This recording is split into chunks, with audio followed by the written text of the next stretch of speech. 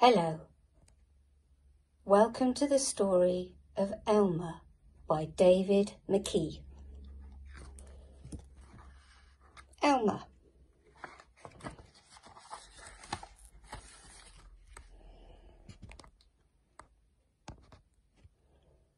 There was once a herd of elephants.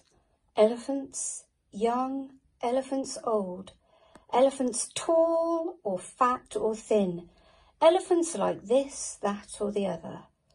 All different, but all happy and all the same colour. All that is, except for Elmer. Elmer was different. Elmer was patchwork. Elmer was yellow and orange and red and pink and purple and blue and green and black and white. Elmer was not elephant colour. It was Elmer who kept the elephants happy. Sometimes he joked with the other elephants. Sometimes they joked with him. But if there was even a little smile, it was usually Elmer who started it. One night, Elmer couldn't sleep for thinking.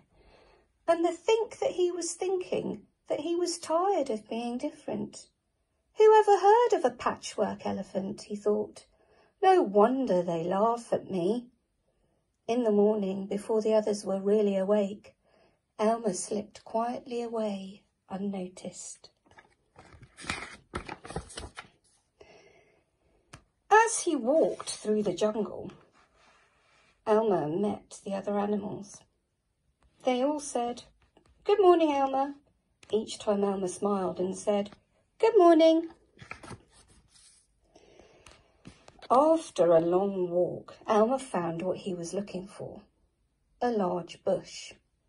A large bush covered with berries. A large bush covered with elephant-coloured berries. Elmer caught hold of the bush and shook it so that the berries fell on the ground.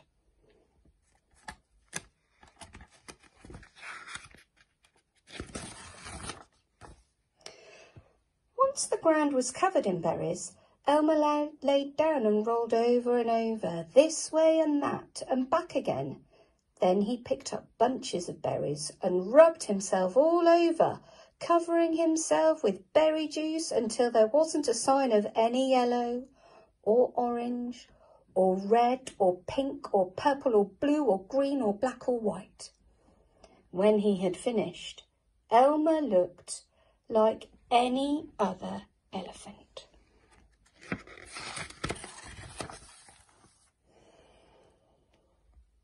After that, Elmer set back to the herd. On the way, he passed the other elephants again. This time, each one said to him, "Good morning, elephant." And each time Elmer smiled and said, "Good morning," pleased that he wasn't recognised. When Elmer rejoined the other elephants, they were all standing quietly.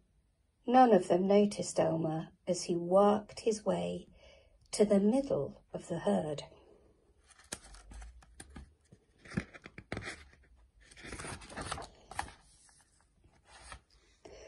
After a while, Elmer felt that something was wrong. But what? He looked around. Same old jungle, same old bright sky, same old rain cloud that came over from time to time. And lastly, same old elephants.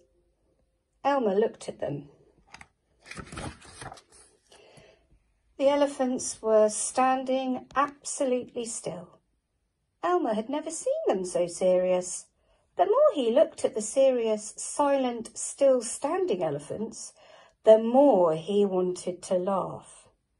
Finally, he could bear it no longer.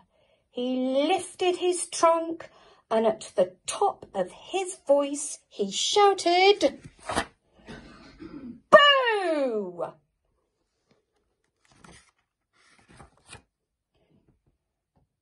Elephants jumped and fell all ways in surprise. "Oh my gosh and golly," they said.